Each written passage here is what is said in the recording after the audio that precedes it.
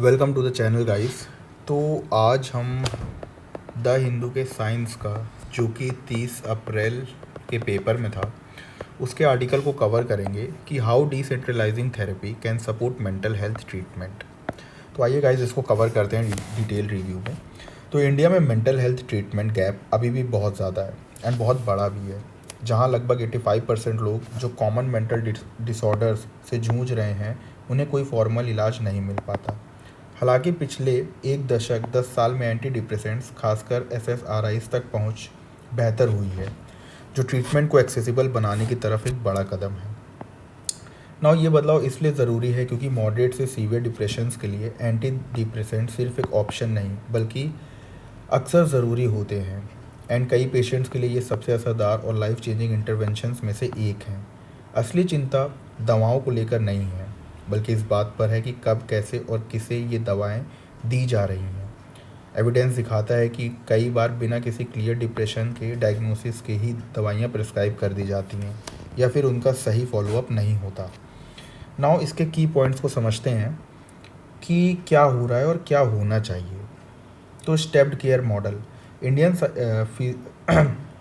Indian psychiatric society कहती है कि पहले माइल्ड प्रॉब्लम्स को साइको सोशल तरीक़ों से हैंडल करना चाहिए एंड उसके बाद ही दवाएं शुरू करनी चाहिए, पर असल में अक्सर इस स्टेप को स्किप करके दवाइयाँ ही पहला ऑप्शन बन जाती है। देन डिस्ट्रेस वर्सेस डिसऑर्डर ये बताता है कि क्लिनिक की भीड़ में अक्सर टेंशन और बीमारी का फ़र्क मिटा दिया जाता है। स्लीप प्रॉब्लम्स, वर्क स्ट्रेस या दुख क्लिनिकल डिप्रेशन नहीं होते, पर इनमें भी सपोर्ट की ज़रूरत होती है। इन्हें सिर्फ दवाओं से ठीक करना सही नहीं है क्योंकि ये लाइफ सिचुएशन से जुड़े होते हैं। देन रूटीन प्रेस्क्राइबिंग, इसको ध्यान से समझते हैं कि व्हाट इज़ रूटीन प्रेस्क्राइबिंग का नुकसान क्या है। टाइम की कमी की वजह से दवाइयाँ एक क्विक फिक्स लगती हैं, पर जब दवा डिफ़ॉल्ट रिस्पॉन्स बन जाती हैं तो हम पेशेंट के कॉन्टेक्स्ट को समझने की बजाय सिर्फ सिम्टम्स को दबाने पर फोकस करने लगते हैं। जैसे आज के समय में एलोपैथी में क्या हो रहा है कि आपके सिम्टम्स के हिसाब से डॉक्टर आपको दवा दे रहा है। अगर आप एक इंसान को खांसी है, जुखाम है, सर दर्द है एंड मान लो कफ़ है, तो वो कफ़ के लिए कफ़ सिरप दे रहा है, सर दर्द के लिए मान लीजिए सरीडोम दे रहा है, एंड देन खांसी के लिए आपको कफ़ सिरप दे रहा है, और मान लीजिए जुखाम के लिए कोई एंटी एलर्जी कुछ भी दे दिया, सिट्रीजन या कुछ भी हो सकता है, ना कि इसके कोर कि ये किस चीज़ की मतलब सिम्टम्स हैं, इस पर फोकस ना करके वो हर सिम्टम्स की अलग दवाइयाँ देते रहे। ठीक, तो एंटी डिप्रेसेंट को अगर हम ध्यान से समझें तो ये एडिक्टिव नहीं होते, पर इन्हें छोड़ते वक्त डिसकंटिन्यूशन सिम्टम्स हो सकते हैं। देन स्लीपिंग पिल्स, इन्हें अक्सर एंटी डिप्रेसेंट्स के साथ दिया जाता है। ये डिपेंडेंस कर सकती हैं, इनसे कॉग्निटिव स्लोइंग और मुश्किल विड्रॉल का खतरा रहता है। And then long term use, बिना प्रॉपर फॉलोअप के लोग सालों तक दवाइयाँ लेते रहते हैं, इसलिए नहीं कि उन्हें ज़रूरत है बल्कि इसलिए क्योंकि उन्हें छोड़ना मुश्किल हो गया। नाउ एक लेस विजिबल कॉस्ट यहाँ पे समझते हैं कि जब पूरा इलाज सिर्फ दवाओं पर टिका होता है तो पेशेंट कोपिंग स्ट्रेटजीज सीखने और अपने स्ट्रेस से लड़ने का मौका खो देते हैं। माइल्ड केसेस में साइकोलॉजिकल थेरेपी जैसे बिहेवियरल एक्टिवेशन दवाओं के बिना या उनके साथ बहुत असरदार होती है। तो समरी यहाँ पर यह कि दवाएं ज़रूरी हैं, पर उन्हें बिना सोचे समझे डिफ़ॉल्ट ऑप्शन बनाना सही नहीं है। हमें दवाओं के साथ साथ कॉन्टेक्स्ट और थेरेपी पर भी ध्यान देना होगा। देन इसमें हेल्दी एक्टिविटी प्रोग्राम जैसे स्ट्रक्चर्ड मॉडल शामिल हैं, जो इंडिया के प्राइमरी केयर सेटिंग्स में काफ़ी असरदार रहे हैं। ये तरीके न सिर्फ सिम्टम्स कम करते हैं बल्कि ऐसी स्किल्स सिखाते हैं जो इलाज ख़त्म होने के बाद भी काम आती है। नौ मजबूरी, मर्जी नहीं, अक्सर इसे सिर्फ डॉक्टर्स की ओवर प्रेस्क्रिप्शन कहकर टाल दिया जाता है, पर असलियत में ये एक स्ट्रक्चरल इशू है। नाउ द थिंग इज़ कि इसको हम समझते हैं जैसे स्पेशलिस्ट की कमी। इंडिया में मेंटल हेल्थ वर्कफोर्स बहुत ही कम है। साइकोथेरेपी ज़्यादातर शहरों में हॉस्पिटल तक ही सीमित है। देन रूरल एरियाज़ के हाल, गांव और कस्बों में अक्सर दवा ही इलाज का एकमात्र ज़रिया होती है। जब दूसरे ऑप्शंस नहीं होते तो दवा लिखना डॉक्टर की पसंद नहीं बल्कि मजबूरी बन जाती है। Then public health gap, screening और दवाएं तो बढ़ गई हैं, पर साइकोथेरेपी अभी भी सबके लिए अवेलेबल नहीं है। एमफिल जैसे प्रोफेशनल ट्रेनिंग कोर्सेज़ की सीट्स भी जनसंख्या के हिसाब से बहुत कम है। देन जनरल फिजिशियंस पर बोझ, जब एक डॉक्टर के पास सिर्फ 10 मिनट हों, कोई फॉलोअप सिस्टम ना हो और ना ही कोई काउंसलर अवेलेबल हो, तो दवा देना ही सबसे फिजिबल रास्ता लगता है। नाउ क्लिनिक से बाहर therapy beyond the clinic basically. तो साइकोथेरेपी को बढ़ाने के लिए सिर्फ स्पेशलिस्ट के भरोसे नहीं बैठा जा सकता। इसका हल है डिसेंट्रलाइजेशन, यानी कि साइकोलॉजिकल सपोर्ट की बेसिक बातों को ऐसे ट्रेंड नॉन स्पेशलिस्ट तक पहुंचाना जो कम्युनिटी में काम कर सकें। फॉर एग्जांपल ग्लोबल और इंडियन एग्जांपल्स, जिम्बाब्वे का फ्रेंडशिप बेंच उठाते हैं जिसमें डॉक्टर डिक्सन चिबांदा ने बुजुर्ग महिलाओं को ट्रेन किया जो पार्क के बेंच पर बैठकर लोगों की बातें सुनती और थेरेपी देती थी। इससे डिप्रेशन स्केल्स में 43% की कमी देखी गई। नाउ इंडिया का आत्मीयता प्रोग्राम, इसमें community volunteers basic emotional support देते हैं और ज़रूरत पड़ने पर बड़े हॉस्पिटल रेफ़र करते हैं।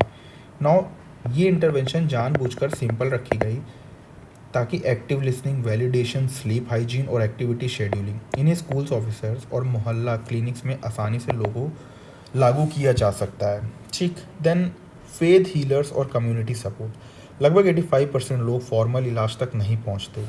वो अक्सर फेथ हीलर्स, पुराने वैद्य या घर के बड़ों के पास जाते हैं।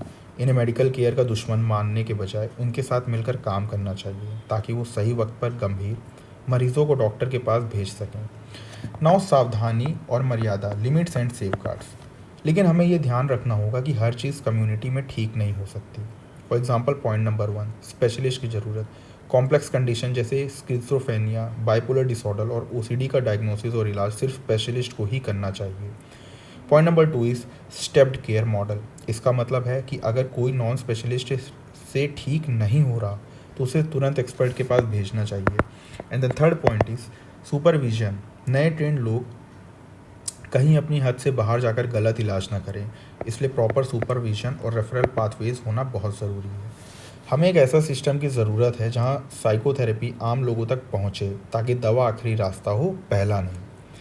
नाउ इलाज कम नहीं, सही होना चाहिए, ठीक, नॉट लेस ट्रीटमेंट। मॉडरेट से सीवियर डिप्रेशन के लिए दवाइयाँ अभी भी सबसे ज़रूरी और इंडिस्पेंसेबल हैं। अक्सर सबसे बेहतरीन रिजल्ट्स तब मिलते हैं जब दवाइयाँ और साइकोथेरेपी को साथ मिलाया जाए। ये इंटीग्रेटेड अप्रोच है, एक एक्सेप्शन नहीं बल्कि स्टैंडर्ड होनी चाहिए। और माइल्डर केसेस, मतलब कि कम गंभीर मामलों में सीक्वेंस अलग हो सकता है, जैसे पहले साइकोसोशल इंटरवेंशन ट्राई किए जा सकते हैं और अगर ज़रूरत पड़े तभी दवाइयाँ शुरू की जाएँ। एंड एंटी डिप्रेसेंट शुरू करने के बाद भी रेगुलर रिव्यू होना चाहिए ताकि ज़रूरत के हिसाब से डोज एडजस्ट की जा सके या धीरे धीरे बंद की जा सके। नाउ इसमें कैसे सुधार कर सकते हैं? बिना किसी बड़े स्ट्रक्चरल बदलाव के हम ये कदम उठा सकते हैं, जैसे फ्रंट लाइन प्रोवाइडर्स की ट्रेनिंग, प्राइमरी केयर में काम करने वाले लोगों को ब्रीफ काउंसलिंग की ट्रेनिंग देना, देन कम्युनिटी सपोर्ट, मोहल्ला या सामुदायिक स्तर पर सपोर्ट सिस्टम्स को मजबूत करना, देन प्रेस्क्रिप्शन मॉनिटरिंग, दवाइयाँ कैसे और कितनी दी जा रही हैं इसका बेसिक रिकॉर्ड रखना, देन डिजिटल प्लेटफॉर्म, जहाँ स्पेशलिस्ट नहीं वहाँ ऐप्स और डिजिटल टूल्स के ज़रिए इलाज और फॉलोअर्स पहुँचाना। तो गाइस हम इसको कंक्लूड करते हैं कि इंडिया ने ट्रीटमेंट तक पहुंच बेहतर करने में काफ़ी तरक्की की है, लेकिन अब अगला स्टेप ये है कि एक्सेस बैलेंस्ड और थॉटफुल हो। तो इसमें पॉइंट नंबर 1 ये रखते हैं कि दवा हमेशा अवेलेबल रहनी चाहिए जब उसकी वाकई ज़रूरत हो। And the point number 2 to be continued is कि डिफ़ॉल्ट ऑप्शन जैसे नहीं होना चाहिए, जो दवा है वो डिफ़ॉल्ट ऑप्शन नहीं होना चाहिए, खासकर तब जब दूसरे ऑप्शन जैसे थेरेपी या सपोर्ट अवेलेबल हो सकते हैं। तो एक ऐसा सिस्टम जो दवाएं और थेरेपी दोनों को सही ढंग से और बड़े लेवल पर प्रोवाइड करे, वही पेशेंट्स की असली भलाई कर सकता है। With this we have covered our this article which came on 30th April 2026 in the Hindu science portion. तो गाइस एक बार आप इसको समझिए एंड देन खुद से रीड करिए, इससे आपकी कॉम्प्रिहेंशन स्किल अच्छी होगी और आपको न्यूज़पेपर समझने में भी बहुत आसानी होगी। मिलते हैं गाइस नेक्स्ट वीडियो में और